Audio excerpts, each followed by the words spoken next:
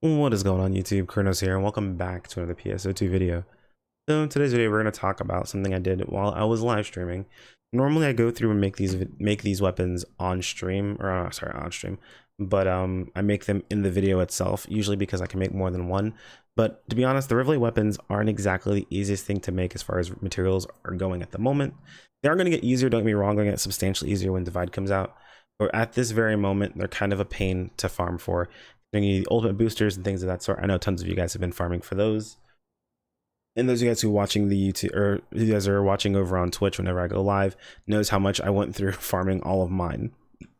But I did make my weapon itself. I wanted to show you guys what I made and how I went about affixing it, what I decided to go with, and which choices I made personally, because I think there are a lot of people that have a mindset that they don't realize. So basically, a lot of people have this mindset of saving for a weapon type, another weapon they're going to be getting, when they don't realize they may not be using those materials in the first place for that next weapon. So we're going to talk about that and talk about what I did, but just so you guys can see what it is we made. Here is my Rivalate soaring blades. This is what I went with. I ended up going in 8 slot. There's currently a 15% boost week going on, so getting an 8 slot actually wasn't very difficult, even though my 8 slot's kind of chunky when it comes down to damage. I'm basically going to be using this weapon until our final weapon comes out. So this will be my set of soaring blades until we receive Lightweaver Crass. Reason for it is the still weapons, though they are very powerful. I've seen a lot of people talk about this consistently. But still weapons are very powerful. They are inconsistent when it comes to damage. You do lose damage when you take damage, and to say you're never going to take damage in PSO2, even the best of players still take damage. So yeah, good luck with that. But the Rivalate with a plus potential actually does keep up with still. And in most situations can end up being better than still, depending upon your class. Now, since I'm playing, what's the word I'm looking for? I'm playing Etoile personally. Having access to that extra crit that you get off of just using the Rivalate itself tends to close the gap on the crit chance necessary to ensure that all of my full connects will crit 100% of the time, as long as I can get a hold of what's it called? S6Y skill. So as long as I can get a hold of S6Y skill, all of my full connects will crit 100% of the time, meaning that they will be massive amounts of damage all the time, because a non-crit full connect feels terrible. Trust me, it's not fun. So we'll be using the Rivalate soaring blades with this plus potential. They're very, very, very, very powerful. The plus potential will be available to us when a Divide unlocks. Right now it's just at the basic Liberated Fang potential, but when Divide unlocks, we'll get the materials we need to upgrade this to plus potential, and we'll be doing a lot more damage. So cool stuff there. The reason I wanted to just go over why I made this weapon the way that I did and how I made it as strong as I did, just to show you guys. And I'll be showing you guys how I did it. So if you're not familiar with this specific tool, it's the Affixing Assistant. This one specifically has all the translations for global tied into them. So I'll be leaving a link in the video description for that itself. It's very, very useful if you're someone who doesn't really know exactly how formulas are supposed to work out or what it is you're looking for. You can kind of toss in just some stuff in and see how people actually made things if you get used to this tool. Now, a lot of people do opt to go for the Affixing Simulator. Affix. But what gets confusing about the Affixing Simulator is if you don't really understand what you're going for or how to make certain formulas, this can be a bit difficult to work with. So, and this is extremely bright. Oh my god. There we go. But if you don't know what it is you're looking for, it's difficult to work with. This is a lot of trial and error. I definitely recommend, if you want to go about this route instead, feel free to. This does tend to give you a bit more accurate possibilities, but I personally like the Affixing Assistant. It just works better for me. So that's what I will be using today. I'll show you guys what I did. So when you're looking to create a new affix itself, just gonna hit the little plus icon on the left hand side. Pretty simple. And then we start searching our affixes. So we know what our end result's going to be. You guys know what it is I made, so let's just start slotting it in. So start with S4. Now I don't have to type in my exact S4 that I have. You can if you want to, but it's not really necessary. I just put S4 junk, since these are not that important. S4 and S5 junk. We know what these are going to be. We have that in our mind, or kind of in the back of our mind, so we just want to put those in just so we have that slot set up. And then we want to start putting in our affixes. I mean, well, Astral Soul, it's an SAF that you get from Union weapons. It's fairly common right now. since a lot of UHPD drops union weapons at high slots, it's not that hard to get one. And they're not that expensive. I think they're running you about 4 to 5 mil at the moment on ship 1, maybe 6. That just depends. You have to search around a little bit to find the right one. So we have Astral Soul, gives us 35 all attack, 35 HP, and 5 PP. Very nice. Might 6. Main stat 6 is actually fairly easy to get a hold of as well. It's on dim weapons, and I believe that is going to run you at the moment. I think it ran me around 2 to 3 mil. Keep in mind you can always upslot these yourselves. It is a 15% boost week, so definitely keep that in mind. And if you're not going for as high a slottage that I did, I went for 8 slot. A 7 slot is substantially cheaper than going for an 8 slot. So if you feel like this is too expensive for you, go with the 7 slot. You don't have to go high slottage. I went high slottage because I know I'm going to use this weapon for a while. And I just could, and I just wanted to. I felt like it. I had the resources, and it really didn't hurt me very much. I would say overall, I probably spent about 20 mil on this weapon when it comes down to it of my own money. Granted, I could have sold the materials for probably about close to 100 mil. So technically, I did use up to 100 mil worth of materials on this. That's something to keep in mind. But I have no reason to stack Masada that hardcore. I mean, moving towards NGS, we're not going to be able to take Masada with us anyway. So I'm going to use it now to enjoy the game at the moment. And we'll deal with the rest of it, you know, further on down the line. So we have Astral, we have Might. We got to think of what else do we have next, right? So I'm going to skip over what I put on here next. Actually, I'm going to tab over to my game really quick. So we have Astral, we have Might. Grand is a bit expensive at the moment. I think it's down to, God, when I got mine, I want to say it was like, they were at 12 mil, maybe 15. I think they're up to about 20. So Grand, I just happen to have a couple of these set aside. I knew exactly how many I was going to need moving forward. So I bought a bunch of them while they were a bit cheaper. And I also did a bit of scratching on the support scratch. So I just happened to have a few. So Grand Might gives us, what is it? Grand Might is going to give us some HP, some PP, and is going to give us a ton of power. So with Grand Might, you can go with Grace. Grace is a lot cheaper. You just don't get the HP, and you get 10 less main stat, and I think 1 less PP. So moving on, what was our next one? We're going to skip over you. Phrase Decay. Phrase Decay is an SAF. Phrase Decay gives us 5% increased damage when we're attacking an enemy that's afflicted by Gelin. That happens all the time now. Phantoms are everywhere. And if there's not a Phantom, there's usually a Hunter, and Hunters also put up Gelin, so you're good to go there. It is a bit of a gamble. If you don't have either one of those in your party, and you're not doing this yourself, you do lose out on 1 slot. But honestly, I'm almost always have a Phantom in my party, so Gelin is almost always up 100% of the time. So I don't really worry too much about this. It's 5% in 1 slot. Pretty nice. Now we're going to address the elephant in the room, Mana Reverie and Mark Courage. So how do these end up working out? So Mana Reverie is actually a lot easier than I thought it was going to be. Mainly because Omega Memoria is actually dropping off of UH Luther up to 8 slots on weapons. And those are selling for about 4 mil. So you can get one of the most annoying parts of Mana Reverie as a drop. You don't have to make it at all yourself. So it's kind of crazy. You can make it yourself. It's 100% up to you. Again, it's 50% boost week, so it's not too difficult to make, but you can get it as a drop and just toss some money at it and call it a day from there. So Mana Reverie, kind of crazy. As well as Mark. So we went with Mark Courage. Now, Mark is not something you can easily transfer. You need a Mark Receptor to transfer it, and the only way to get Mark Receptors currently, there were 2 available to us. And those were going to be in the scratch. Let me see if I can show you guys really quick.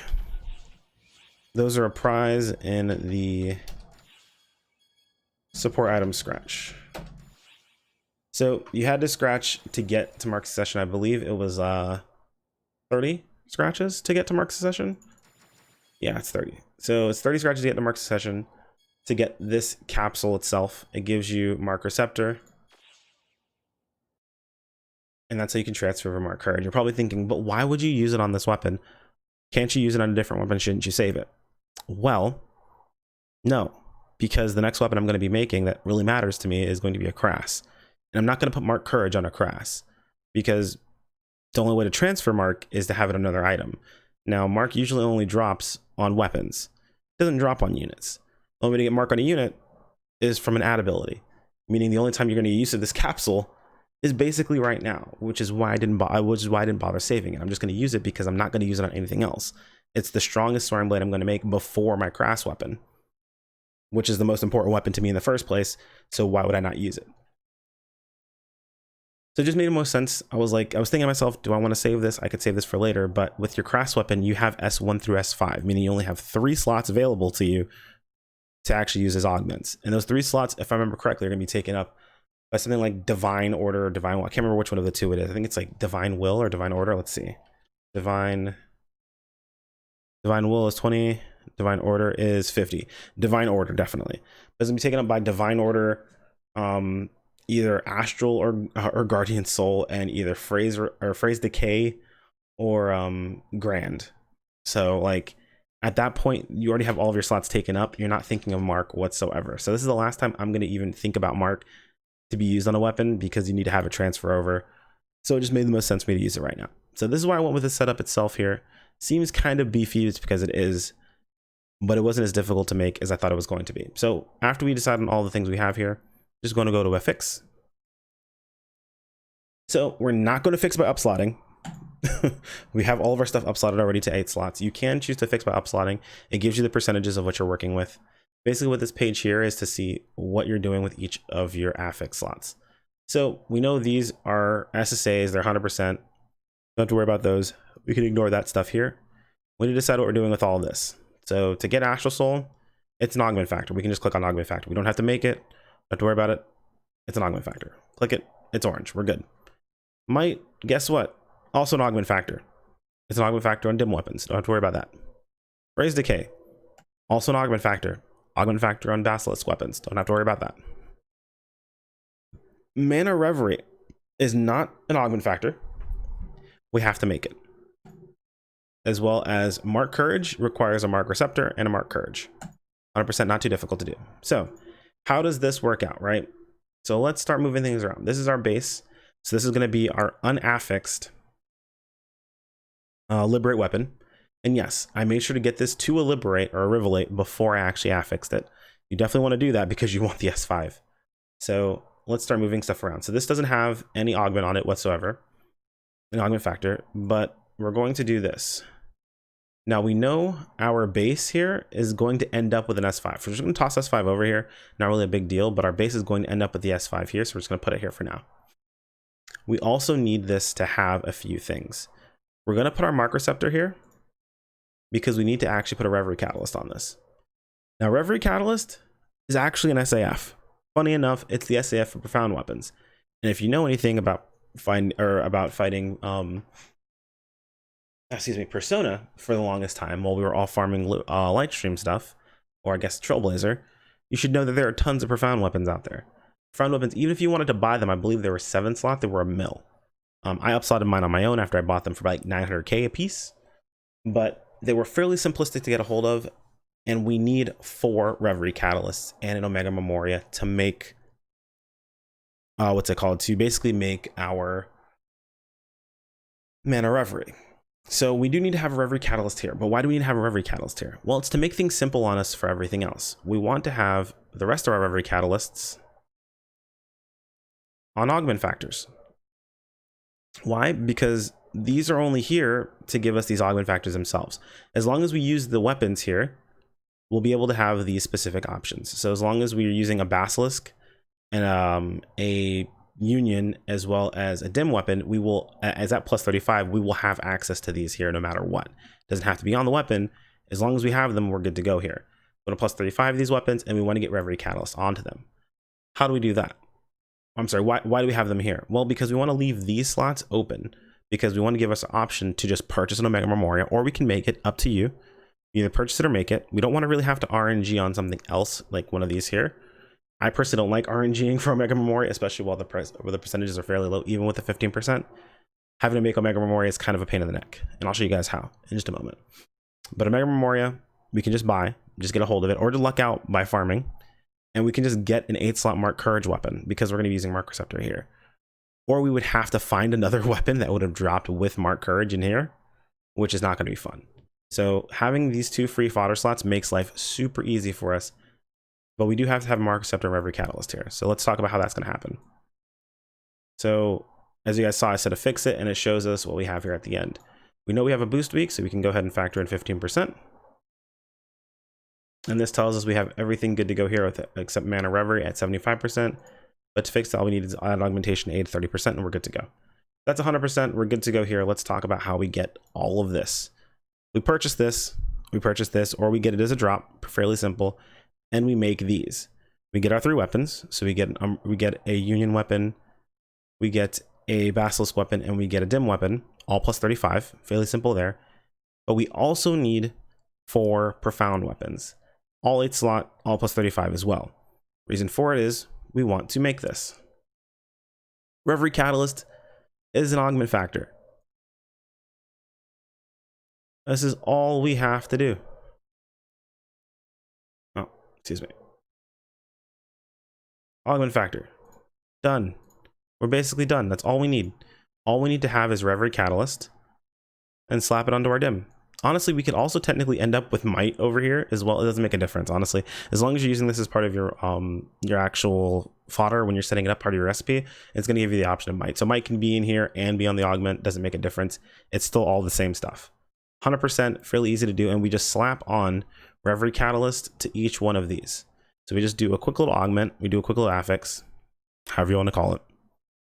We get Reverie Catalyst here, here, and here.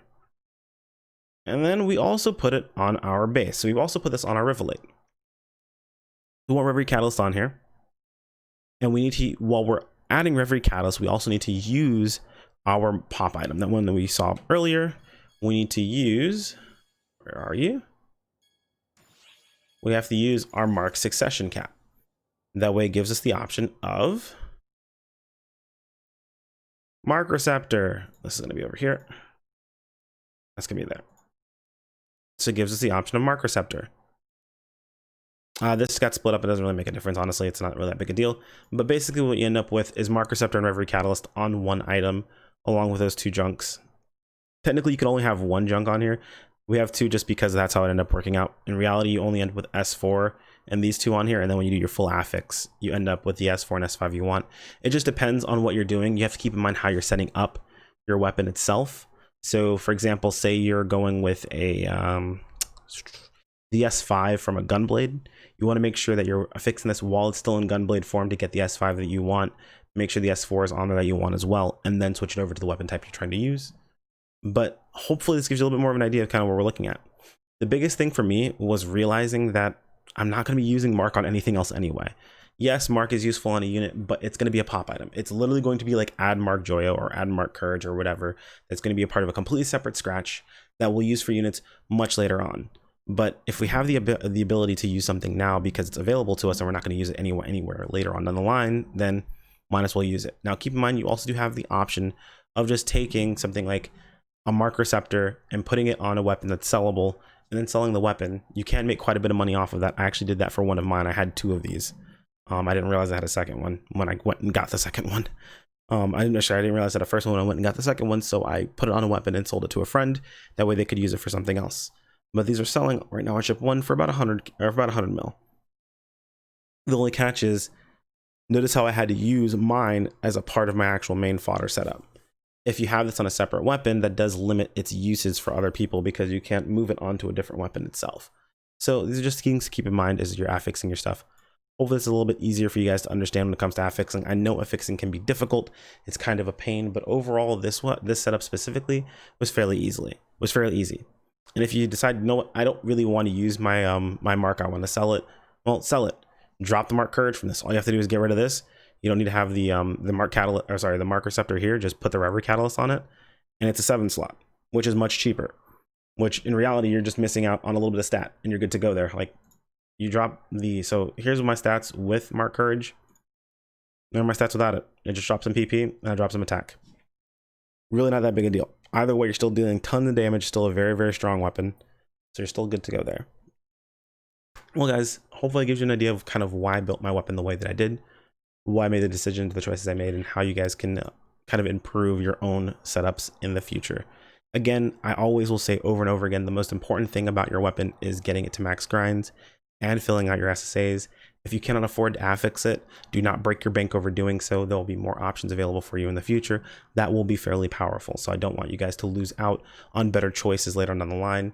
Just make use of what you have available to you now and enjoy playing the game right now, while also being able to plan for the future at the same time. Anyway, guys, a like on the video is much appreciated. I'm not going to go into that crazy spiel like I usually do, but like, comment, subscribe. You guys know how that works out. It's super helpful. Click on the bell icon if you want to be notified of videos as they go live, as well as community posts as I post those specifically as well. Or join us over on Discord or follow me on Twitter for notifications via those two locations or interaction overall. Thanks for joining me, guys, and I'll see you in the next video. Take care. Peace out.